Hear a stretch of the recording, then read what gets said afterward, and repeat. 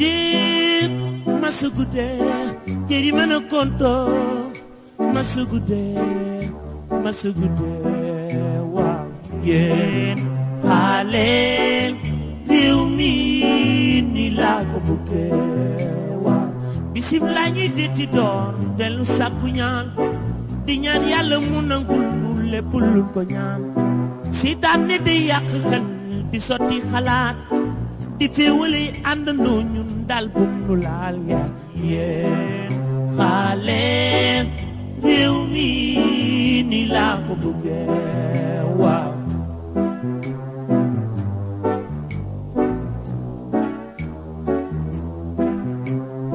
semaat bi moo di atum ko ni soxlawul ni bare wax nan jéem a boole suñu xalaat te wan mag ñi ñooy doole réew bu ne bu tàggoo ay waajuram waxtaan na ñoom ca njalbeen fu mu ne si àdduna sañ naa yaakaar lu baax yaa yéen xaale réew mi ni laa ko buggee waaw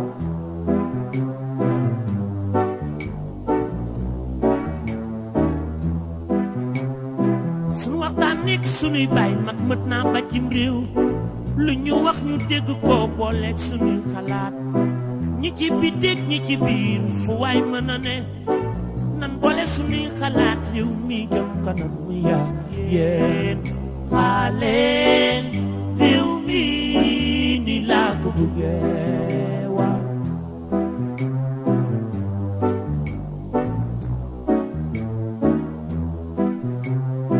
man nag wàllu wi ma féete maa ki samay gaay pexe mu ne ñu koy jëm ngir sunu réew mi. Le mouvement Action est parti dans un engagement avec les populations sénégalaises, un engagement durable. J'ai l'habitude de l'appeler Ensemble pour le futur. Et c'est ce que le professeur Daouda Ndiaye nous a amené aujourd'hui. Et donc nous remercions vivement cette initiative et nous accueillons à bras ouverts ce mouvement Action qui s'implante désormais dans la région de Matam pour mener de grandes œuvres sociales pour toutes ces populations qui en ont besoin. Depuis ce matin, on est là. Ce qui nous a beaucoup marqué, c'est la présence massive de la population. La présence massive, les gens sont venus de partout à travers la région pour faire des consultations. En même temps, il y a plus de 35 médecins qui sont là, qui ont consulté les gens, qui ont donné des médicaments. Vraiment, c'est une chose qui nous a beaucoup marqué. Nous sommes à Matam, depuis ce matin en aval sur vol, avec surtout l'essor, en tout cas la collaboration et la mainmise de beaucoup de médecins du Sénégal qui constituent aujourd'hui la cellule coordonnatrice de la cellule médicale d'action. Comme vous le voyez aujourd'hui, il y a une trentaine de médecins spécialistes, des gynécologues, des pédiatres, des dentistes, des généralistes. En tout cas, ce panoplie de médecins qu'on connaît à travers ce pays sont là. Je donne l'exemple que, nous avons aujourd'hui 6 gynécologues. C'est extrêmement rare de voir un seul gynécologue parfois dans une localité. Aujourd'hui, on en a 6 en Matam. Et dans les autres spéciales également, des pédiatres, on en a 5, etc., etc. Nous avons mis en place également un laboratoire qui permet de faire un bilan complet de ces malades qui sont consultés. L'échographie également est là pour les femmes qui en ont besoin. Les troisième âge en matière de gériatrie également, nous l'avons. Les médicaments, toute la gamme de médicaments également nécessaires également est aujourd'hui là. Vraiment, c'est une action d'envergure extrêmement importante que les gros moyens étaient déployés pour Matam. Et nous avons plusieurs antennes, plusieurs salles de consultation, après une quinzaine de salles sont là avec des médecins, des spécialistes. Les pharmaciens également, il y a une dizaine de pharmaciens qui sont là pour la distribution des médicaments le plus rapidement possible. Les labos également, il y a une dizaine de spécialistes qui sont là. Et j'ose espérer qu'après cette journée, la population de Matam sera très heureuse d'avoir reçu l'action comme un mouvement soutien qui œuvre pour le bien-être de nos populations. C'est ma première fois que je participe à des actions comme ça, surtout avec le professeur Daouda Ndiaye. Je l'ai connu seulement à travers les médias, J'ai vu les bonnes œuvres qu'il est en train de faire, ensuite l'éminent scientifique aussi qu'il est. Donc pour moi c'est un modèle pour tout jeune soignant de suivre ses pas et de l'aider aussi dans ses actions. Je suis content parce que des œuvres sociales comme ça, tout le monde peut donner son aide, tout le monde peut participer là où il est.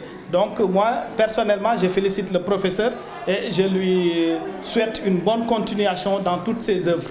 xanaa baax na de baax na bu baax xale yi yëpp fañ nañu. kay musuma ko gis. ci Nabadji rek laa ko gis. ñu ñaanal ko mu gudd fan wér bu yaram am lu mu bëgg ci àdduna yàlla may ko waaw fii kay baax na mag yi fan nañu xale yi fan nañu. Masugude jeri mana konto masugude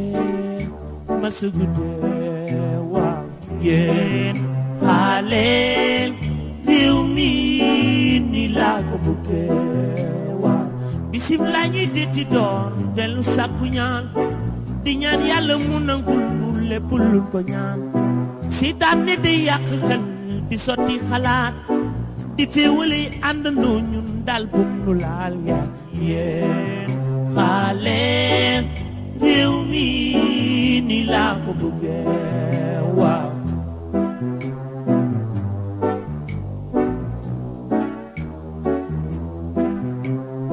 semaat bi moo di atum ko ni soxlawul ni bare wax nan jéem a boole suñu xalaat te wan mag ñi ñooy doole réew bu ne bu tàggoo ay waajuram waxtaan na ñoom ca njalbeen fu mu ne si àdduna sañ naa yaakaar lu baax yaa yéen xale réew mi ni laa ko bëggee waaw. Le mouvement Action ne se limitera pas seulement à Matam, il est déjà présent dans la région de Tambacounda, à Kolda dans le sud du pays, à Dakar, surtout dans la banlieue. Et aujourd'hui, si le mouvement arrive à Matam, cela réconforte l'idée de ceux qui ont compris cette vision du président fondateur, le professeur Daouda Ndiaye. J'ai vu des personnes qui ont quitté plus de 15 km pour venir se faire consulter gratuitement et avoir les médicaments gratuitement.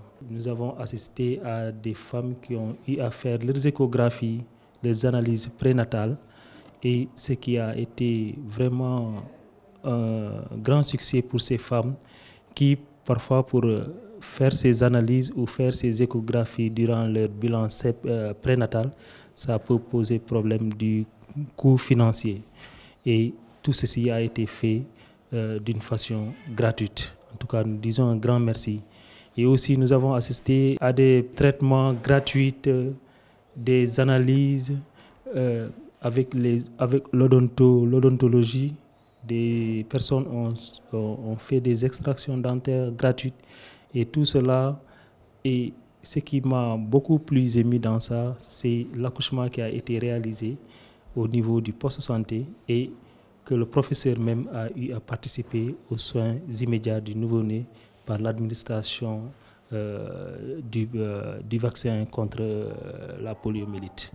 bi bébé Action la bu muy accoucher ndeysaan dafa fekk suñu journée consultation Mathieu taxawu ko ñu taxawu ko ba tey lépp lu ci war Action jël ko en charge mu bokk ci loolu te ñuy féliciter yaayam di ko massa coono. nu moom félicite l'ICP bu ñu fekk Mathieu kii liggéeyam rafet na matron bi ñu ci fekk ak ñoom ñëpp parce que bi aussi ñoom seen ambulance lañ jël ñoom ñoo jël ambulance dispensaire bi dem jëli ko loolu si lu jaram solo wax la pour wane ne rek la aussi nit ñi ñu ngi am bénéficié wu ci système bi parce que lii moom wane na ne wax dëgg yàlla am na yenn gox yu reculé yi sax mais ñu ngi bénéficié wu ci loolu donc tout ça nag dañu féliciter l'infirmier chef de poste qui organise sa moo ko liggéeyee lépp ba lii am wax na daal à part de maintenant comme ni ngeen koy gisee Action moo jël en charge lépp joomu Action la bébé Action la moom wax dëgg yàlla lépp lu ci war moom à part de maintenant Action dina ko def incha allah dinañ accompagner également yaayam incha allah.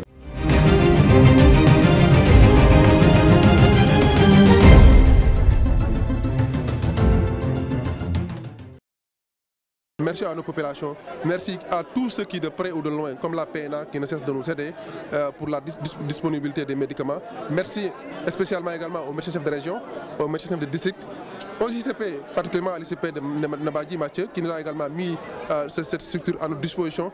Vraiment, je dis merci à tout le monde, merci à Action Matam, merci à la population sénégalaise.